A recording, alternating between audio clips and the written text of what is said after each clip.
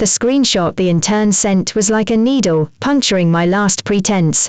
It showed Marcus, the man who found even a robot vacuum too loud, kneeling in the muddy ground, pulling weeds while wearing the designer suit I picked out for him. Ashley captioned it, "The warrior should marry his princess Tilda." The next second, his social media feed updated. Ashley's eyes were smiling crescent moons, and he had written, "The princess said the warrior deserved a reward." I liked it without a change in expression. 3 days later, the marriage certificate would be exchanged for divorce papers. The moment I clicked, like, Marcus called. His voice was hoarse, but it couldn't hide his indignation. "Grace, what do you mean by liking that? Are you deliberately trying to embarrass Ashley? Her parents are getting old, what's wrong with me helping out? You know her family isn't well off, and you deliberately refused her agricultural leave to come home for spring planting, leaving me to clean up the mess." I was already used to his barrage of accusations, yet my heart still twitched. "Didn't you say you were on a business trip to discuss a project today?" A brief 2-second silence followed, then a noticeably gentler tone came through. "Stop making a fuss. I'll come back after helping Ashley. How about I take you to that new restaurant, the one that just opened? Their savory crab pastries are quite good. Aren't crab dishes your favorite?"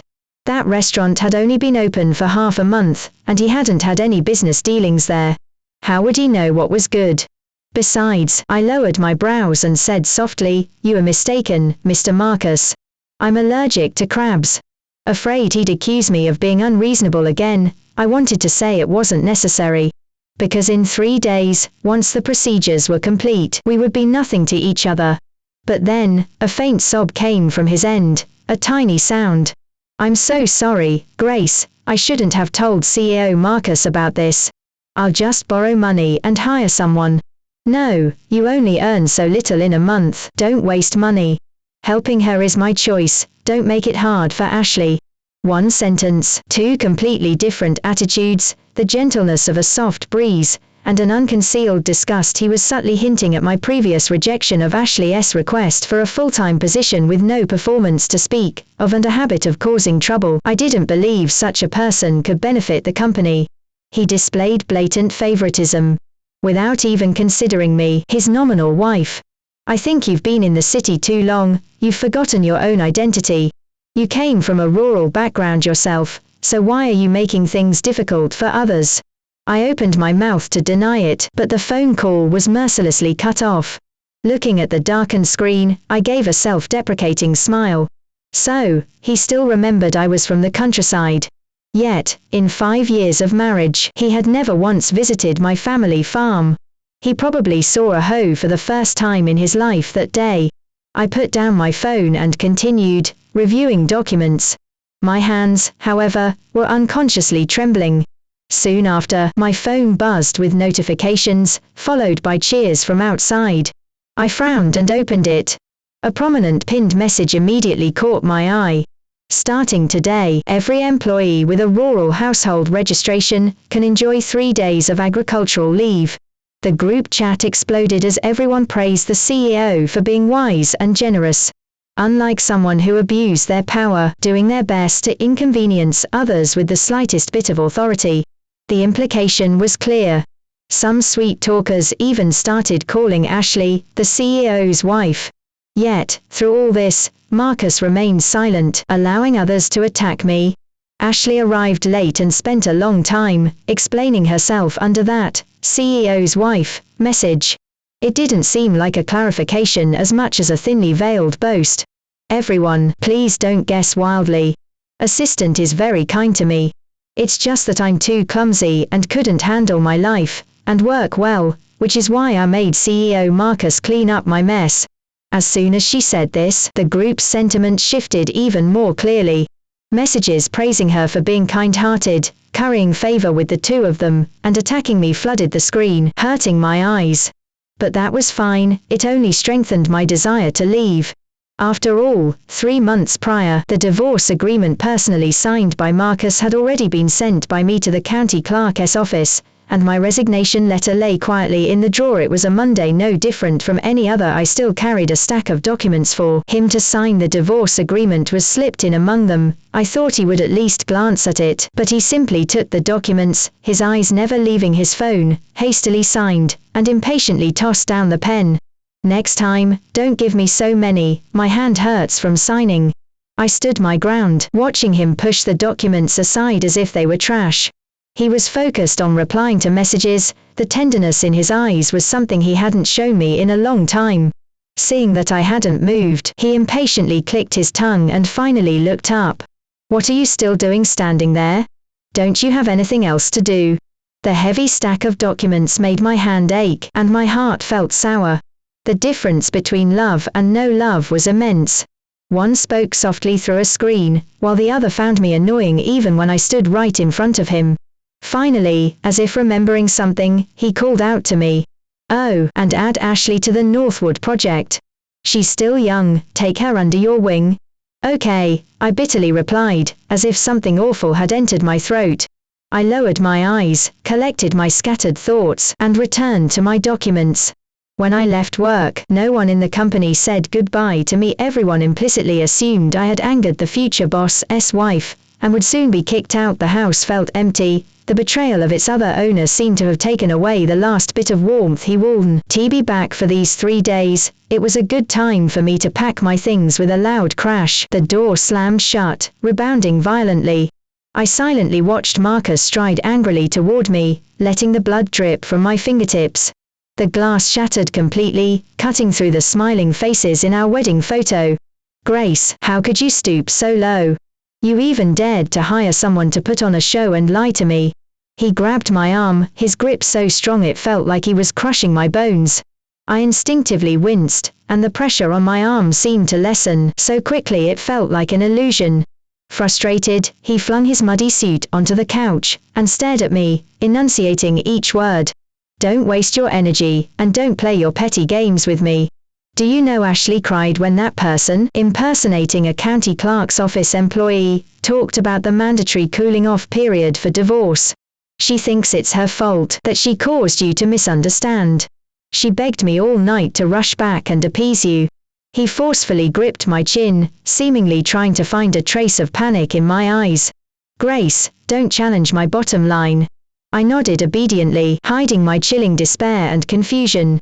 It seemed that only at this moment did I truly realize that the young man I once knew had died. Marcus and I married in our 3rd year of dating. Back then, he had nothing, and I had just graduated.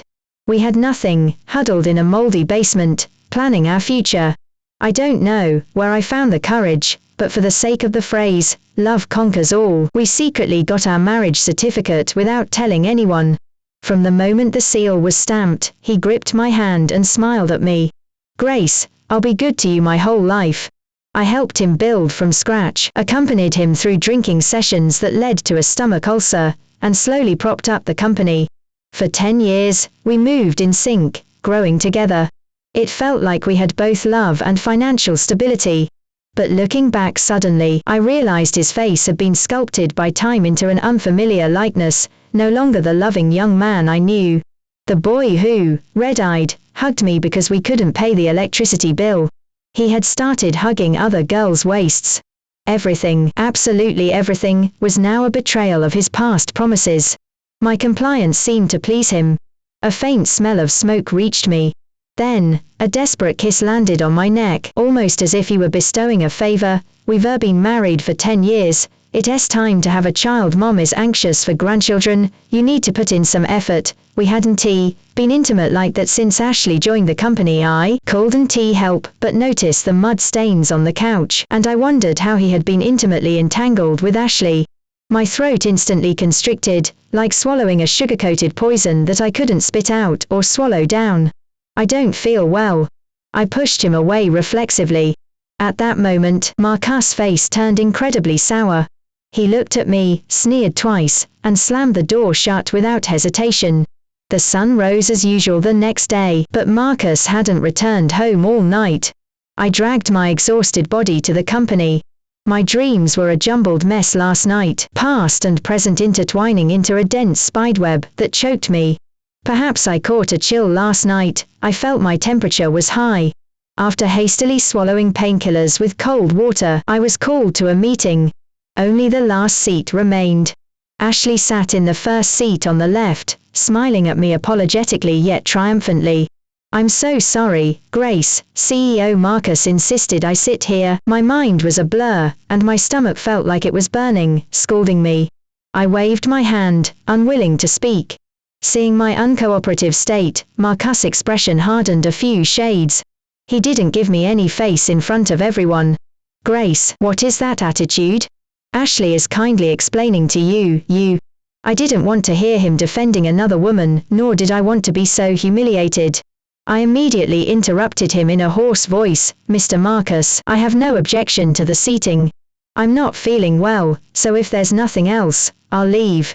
Marcus froze for a moment. Ashley, sensing his softening heart, had a flash of jealousy in her eyes. She spoke softly, "If you are not feeling well, Grace, you should go. It's okay to postpone company matters." She smiled at me with concern, which seemed to bring Marcus back to his senses. My temple throbbed, and a headache that had appeared out of nowhere made Ashley's words even more irritating. She was just a small intern. It was ridiculous enough that she was giving orders to me, bypassing all the managers. Moreover, her next sentence implied the company would be delayed because of me. The blame was too big, and many people's eyes already showed disgust. Marcus cleared his throat and announced a decision. From today, Ashley will be officially promoted to a full-time position, and will also serve as the interim deputy manager of the marketing department. Grace, you will transfer the projects under your charge to Ashley and take her to familiarize herself with our partners. You can simply remain the assistant. I almost laughed in anger. With two casual sentences, they intended to snatch away years of my hard work. Even when treating someone with such disregard, at least a direct order, but for me, it was just an announcement. The projects in my hands were painstakingly refined over countless sleepless nights, revised again and again. The partners had been secured after immense human and material effort. Marcus was clueless at business dinners. It was I who drank countless drinks to secure long-term partnerships. He forgot the ginger tea he brewed for me in the dead of night, forgot the bitterness of painkillers, remembering only Ashley's coaxing and her novelty, so unlike me. The dull ache in my lower abdomen made cold sweat bead on my temples, making me restless. I really didn't want to stay any longer. The divorce papers would be finalized in 2 days, and I was sick and tired of this life. So I clutched my lower abdomen and looked at him calmly. "I don't agree. If you force this, then fire me." Marcus' face instantly darkened, while the joy in Ashley's eyes was unconcealed. Unwilling to argue further, I rose resolutely. But at that moment, my vision suddenly went dark. I fell heavily to the ground, too much pain to speak. Through the blur, I saw Marcus' face change dramatically, rushing towards me. Then, at Ashley's cry of pain, he changed direction. I tiredly closed my eyes, letting tears fall. "Marcus, I'm truly exhausted." When I opened my eyes again, I saw Marcus reviewing documents. Our eyes met for a long time. He leaned down to feel my forehead, his expression displeased. "You didn't even know you had acute appendicitis. The doctor said if you had been brought in any later, you would have been burned into an idiot." I turned my head, my tone indifferent. "Wouldn't that be exactly what you wanted?" His hand froze in the air, and the man spoke with cold fury. "Grace, why are you so ungrateful? Do you know how worried I was? I watched over you all night, and you can't even say thank you." I didn't want to argue with him, it was pointless, nor did I want to ask him why he would rather believe Ashley's clumsy acting than help me up. I answered off topic, "Please give me my phone." Perhaps my tone was too distant, or perhaps my uncharacteristic lack of rebuttal. Marcus paused for a few seconds before handing me the phone from the drawer. Noticing a missed phone call on it, he suddenly spoke. Whose call was that? He had never cared about such things before.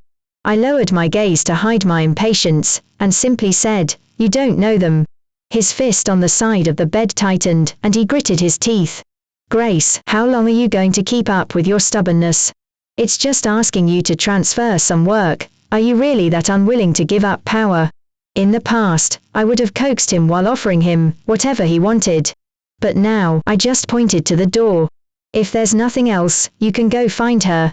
Hearing this, he turned in astonishment, but when he saw a figure, his eyes habitually filled with a smile. Don't overthink it, she's probably here to see you. Despite his words, he had already stepped out of the room. As soon as he left, my phone rang. It was one of those missed calls. Hello, Ms. Wern, I'm a staff member from the county clerk's office. We are confirming one last thing, you want to divorce Mr. Ye, correct? Yes. No need for divorce mediation. Okay, then please come with your ID this Wednesday to collect your divorce certificate. I hung up the phone, clutching it tightly, unconsciously emptying my mind. We had, after all, come to this point. When returned to the room, someone else was with him. Sensing my indifference, he inexplicably felt a tightness in his chest. Ashley spoke very naturally, interrupting all his thoughts. Grace, are you okay? I was so scared then. Her eyes held just the right amount of concern, and she reached out to take my hand. When I pulled away, a hint of grievance appeared in her expression. Tears welled in her eyes, and she apologized pitifully. I'm so sorry, Grace, that day I tried to pull you up, but I accidentally tripped over a chair, and even made CEO Marcus help me. You can hit me, or scold me, Grace, but please don't argue with CEO Marcus. It's all my fault. A trace of tenderness flashed in Marcus' eyes, he wanted to embrace her, but seeing my gaze, he wrapped his arm around her even more firmly. Don't cry. She's tough and resilient, she'll be fine. Love and no love were too obvious. The young man who, in dire straits, held my hand with red eyes, swearing he would give me a good life, and never let my hands be rough again, now only referred to me as tough and resilient. I no longer wanted to watch their playful bickering, so I ushered them out. Innering's darkening face. On the third day, I sent my resignation letter to HR. Marcus' phone call came quickly. His voice was laced with anger. Are you threatening me with your resignation? No way, Grace. Unless you come and tell me yourself. I sighed and drove to the county clerk's office. The office door wasn't fully closed, and the sounds of kissing were amplified indefinitely in the small space. Ashley panted slightly, CEO Marcus, what if Grace really resigns? Marcus sneered, does she dare? She's been with me for 13 years, she's used goods. Who else would want her besides me? It's just a dog barking, if I really let her go, she'd be begging on her knees for me to take her back. I didn't want to hear anymore. In their shocked gaze, I took out the divorce certificate, and the resignation notification from my bag, and pushed them in front of him. I calmly looked at the two who hadn't managed to separate yet. Marcus, we're divorced. Silence spread through the space. Marcus stood frozen, staring intensely at the divorce certificate on the table, trembling as he tried to pick it up. He didn't care about Ashley, who almost fell over due to loss of balance. She managed to steady herself by clinging to the desk, displaying a perfectly timed expression of shock. Grace, you've been married to CEO Marcus for 10 years, how could this? As if awakened by her words, Marcus took a deep breath and regained his composure. Grace, I warned you not to use these underhanded tricks on me. Forging a divorce certificate, submitting your resignation, your tactic of feigned retreat is well executed, but what I hate most is deception. He swept the items off the desk, like a dragon whose tail had been stepped on. But I remained unfazed, taking another document from my bag, and handing it over. You important people tend to forget things, but I'm afraid you've forgotten the divorce agreement you signed. The bold, powerful signature clearly displayed its authenticity. His face suddenly turned pale, and the hand clutching the document trembled uncontrollably. No. I never. Unwilling to get tangled with him any longer, I laid out my final card. I hold 20% of the company's shares, I'm also a shareholder. My resignation is my final notice to you. How ironic that the shares, once a symbol of his love, had become my final means of escape. In his eyes flashed a hint of disbelief. You want to leave me that badly? I frowned, speechless at his attempt to turn the tables. Marcus, you cheated. I did nothing wrong. As if grasping at a last straw, he frantically explained, Ashley and I are innocent, we never. I raised my index finger to my lips. Marcus, don't try to make your emotional infidelity sound so clean. Flesh and spirit are inseparable. Even if you haven't committed emotional and physical infidelity today, do you think it wouldn't happen eventually? Cheating is cheating. Your explanation is just a pathetic excuse. Hearing this, a flicker of glee crossed Ashley's eyes, but her face remained pitiful. She quickly stood up and bowed deeply to me. I'm so sorry, Grace. It's all my fault for causing this misunderstanding between you and CEO Marcus. We truly are innocent. CEO Marcus just felt sorry for me, and wanted to help me, and I'm really grateful to him. Grace, please don't do anything impulsive because of me. If my presence makes you unhappy, I'll resign right now. A glimmer of hope ignited in Marcus' eyes, but he habitually shielded Ashley. He pulled her behind him, his gaze burning as he looked at me. No, this has nothing to do with you. She's just testing me, trying to see how much I give up to keep her. Hearing that, I couldn't help but sneer, yet there was no trace of a smile in my eyes. Even at this point, he still believed I was calculating his true feelings, his money, and this marriage. Unfortunately, I was already tired of all of it. His confidence stemmed only from my indulgence, something he never knew. Having understood this, I concisely concluded, I will not remain with the company. My shares will be sold at market price, and I will also cash out our marital property. I won't and don't wish to engage in the schemes you imagine. Your choice to abandon our years of relationship for someone new is your own, and I won't stand in your way. Marcus, from today forward, we will never see each other again. He looked at me with cold fury, mixed with an indescribable panic. His voice sounded like it was squeezed from his throat. Grace, just because I gave Ashley some of your projects, you are acting this capriciously. I looked at him almost indifferently. Even now, his first reaction was always to blame me. Blame me for being unreasonable, illogical, and making a fuss. Perhaps, long ago, the signs had subtly emerged. Marcus, seeing my silence, thought I was reflecting. He lowered his eyes, showing a rare vulnerability. We've known each other for 13 years, married for 10. Do we really have to go this far? I know I've been busy with the company recently and cold to you. I'll change, okay? In a couple of days, no, tomorrow, I'll take you on a vacation, okay? Just the two of us. We can talk things through, we can definitely clear up any misunderstandings. We've come so far together, nothing can tear us apart now, right? Seeing that I still hadn't spoken, he thought I was moved and pressed on. Are you really willing to see me marry someone else, and enjoy everything we've built together? Let's stay together, have another child, and then we can leave the company to them, and go on vacation, enjoy our time together, okay? What about her? I suddenly spoke, looking directly at Ashley. Marcus hesitated for a moment, then tried to reason with me. Ashley didn't do anything wrong either, just let her stay at the company. It's tough for a young woman trying to make her way.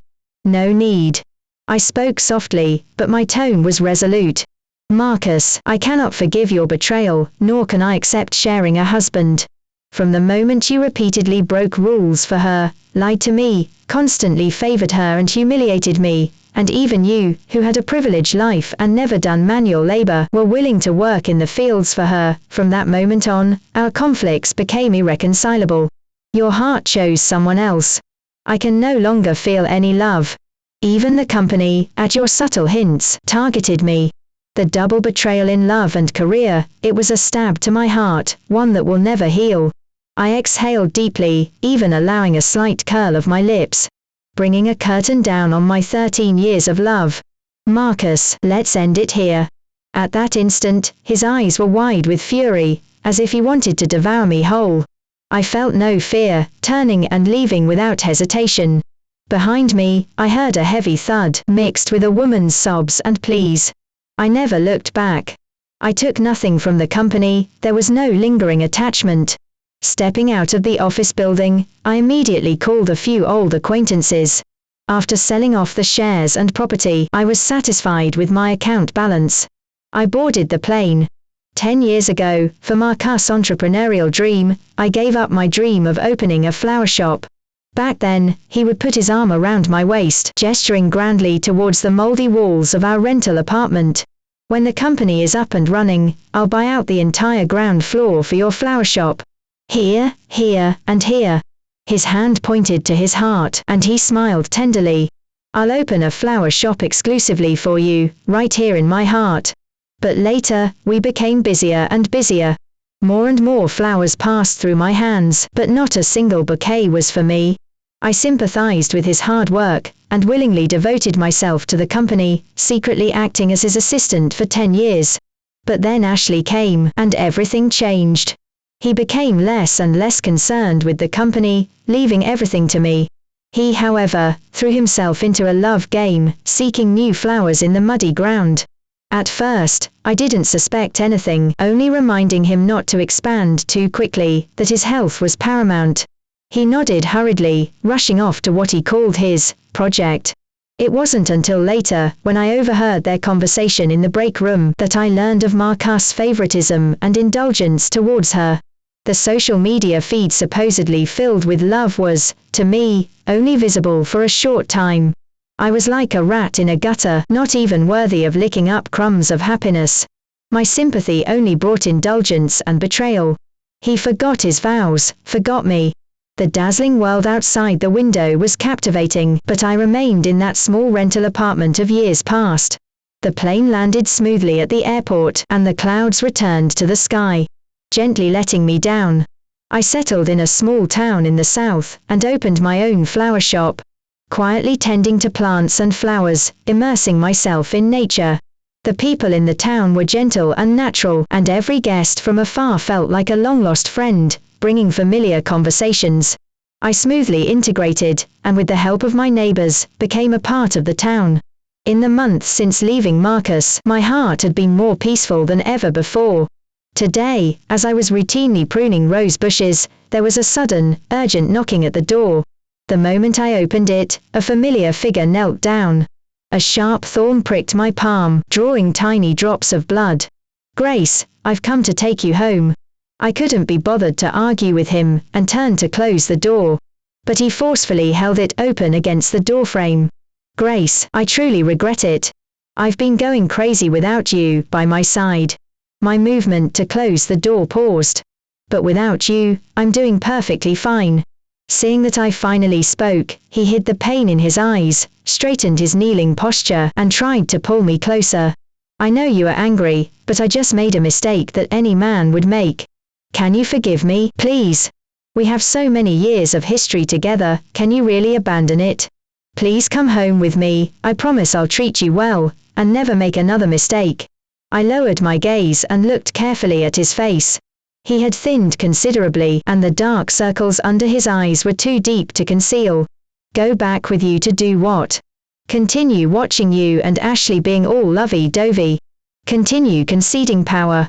Or is she pregnant, and you want me to go back, and take care of her during her confinement period?" His shoulders stiffened abruptly, and he hastily began to explain.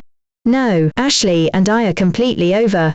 I've also removed her from her position, everything that was yours, I've made her return. Grace, I truly want to rebuild our life together. When you were at the company, I never." I scoffed, interrupting him without mercy. "So what? Does that erase the pain you inflicted on me?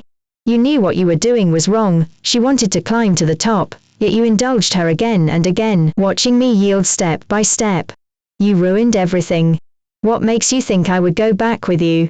His face instantly turned ashen, and his lips trembled for a long time, unable to utter a single word. Tears slipped from the corners of my eyes. "Marcus, what makes you think that after being hurt, I would still beg to be mistreated?"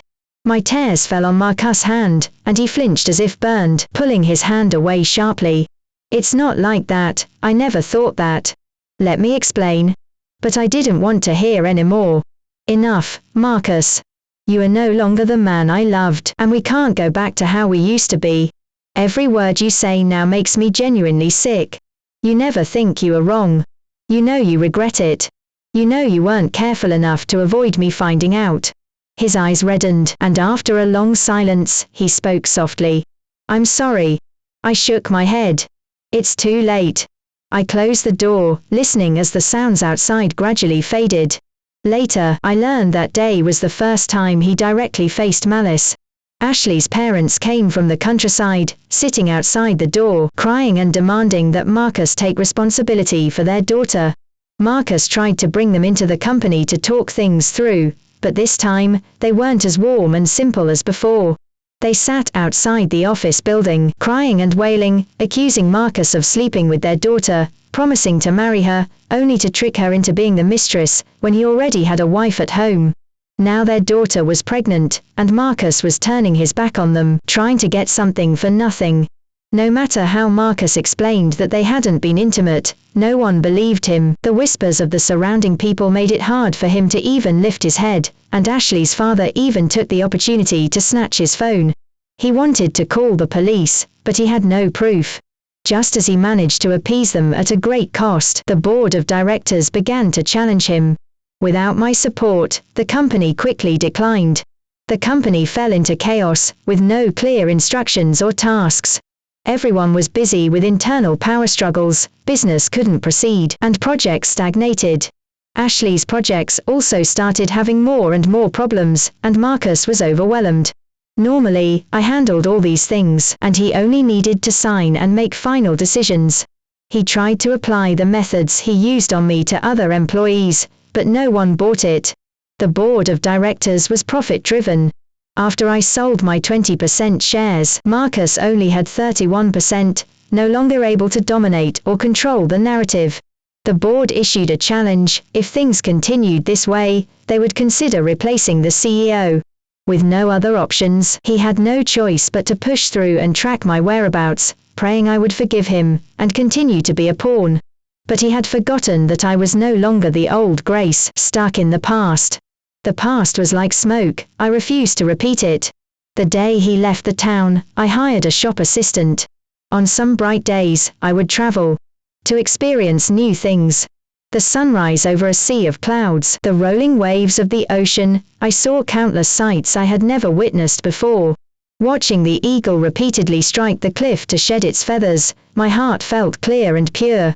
Perhaps I, too, should shed the pain of the past and embrace a new beginning. 6 months later, I received an anonymous letter. In the photo, Marcus' clothes were wrinkled like a pickle, and he looked incredibly haggard. Ashley cradled her swollen belly, smiling triumphantly. The letter was short. It explained his recent situation. Ashley, pregnant with the child, successfully climbed to the top, and they had a hasty wedding. The company was in even more disarray, with a large number of employees resigning. At the end of the letter, he said he was very grateful for my past guidance, but he failed to stand firm, and chose to go with the flow. He was also resigning, wishing me a long and peaceful life. I folded the paper and threw it in the trash. I didn't intend to reply. There was no need. He chose his path, betrayed me, and now everything they faced was their own doing. Everyone was an adult, they had to learn to bear the consequences of their choices. No need to elaborate on the struggles or joys.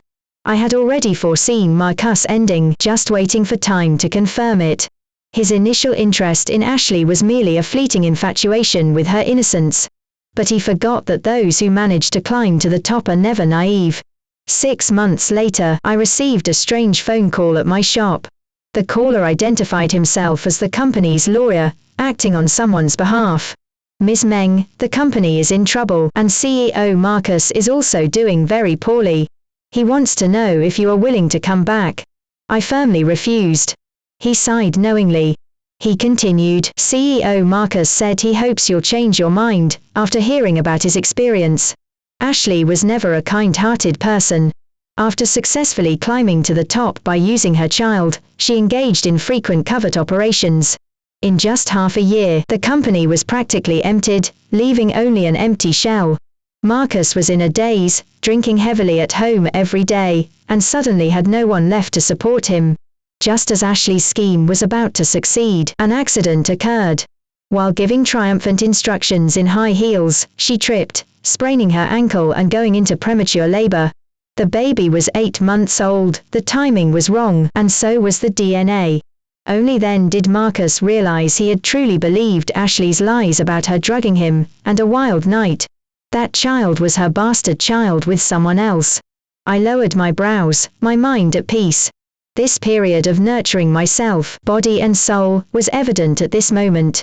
The people and events of the past could no longer stir a ripple in my heart. That seems irrelevant to me. There was a commotion on the other end, and a long unheard voice spoke, filled with weariness and pleading. Grace, I truly regret it. For the sake of all our years together, please help me one last time, I beg you. A voice echoed through time, ringing out from the moment I stepped out of the county clerk's office. A young Marcus, clutching the marriage certificate, smiled uninhibitedly. Grace, help me, let's build a great enterprise together, okay?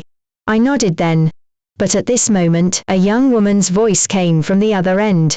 She said, Marcus, then you promise to be good to me your whole life, or I won't do it. Vows shattered in my ears, I heard the echo of time. I spoke softly. Marcus, you forgot the promise you made to treat me well. His choked sobs came from the other end of the line, and I hung up the phone. The sunlight gently spread over the petals, and a gust of wind carried a fragrant scent. I picked up the scissors again, trimming and shaping the flower branches. The shop assistants nearby chatted excitedly, asking about my past. A few more months passed, the company went bankrupt, and Marcus was ruined. Ashley absconded with all the funds, disappearing without a trace, leaving Marcus to deal with the mess. Marcus couldn't pay it back, even after selling everything, it wasn't enough. Later, while packing his luggage, he fumbled behind a wedding photo and pulled out a diamond ring. It was the one I had left behind. Reportedly, he knelt on the ground, clutching it, weeping uncontrollably. He lost everything, was forced to leave the city, and drifted to a village. There, he survived by doing manual labor for a living. The hoeing he had learned to impress Ashley in the past became the only thing he could do for a living. Reportedly, Ashley was caught while going through customs and spent the rest of her life in prison. I had no interest in verifying it. The things that happened with them felt as distant as a past life, hard to recall. Their story no longer occupied my thoughts. I continued tending to my plants and flowers, and even built a small flower garden. Reading and tending to flowers, I occasionally hosted travelers from afar, listening to their stories of distant lands. My life was both eventful and peacefully serene. After years of ups and downs, I finally lived the life I desired. Later, Marcus came looking for me. He said he wanted to plant flowers here with me. He had changed a lot, his back was no longer straight, but slightly hunched, his clothes were faded from washing, and a bit too short. He hesitated for a long time before speaking, in a low voice. I want to stay here, and plant flowers. I pointed to a camellia, and asked him, do you know what kind of flower this is? He shook his head, his hands tightly clasped.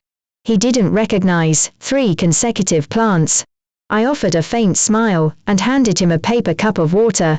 Drink it, and then leave. His eyes suddenly reddened. His lips quivered a few times, but he said nothing. He just slowly drank it all. Clutching the paper cup, he turned and left. In the past, he couldn't even keep thriving plants from withering. How could he possibly be suited for this job? I watched his retreating figure, my expression serene. The person I am now would never hurt myself for anyone again. Once you've seen the mountains and rivers, and smelled the flowers, you won't be confined to one person, trapped in a cage. The world is vast, anywhere can be home. I picked up the camellia and placed it on the windowsill, watching the sunlight gently caress it. The shop assistant behind me quietly edged closer again, curiously asking who that person was and how much story he seemed to have. I smiled faintly, just an old acquaintance. She was about to say something more, but I pointed to the roses in the bucket.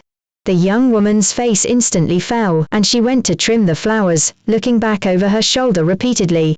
The stories of the past became a gentle breeze, brushing past me before drifting far away. And I had long since pruned away the dead branches and fallen leaves, leaving only strong stems and vibrant new life. This story concludes here. If you were the protagonist, what would you do? Share your thoughts in the comments.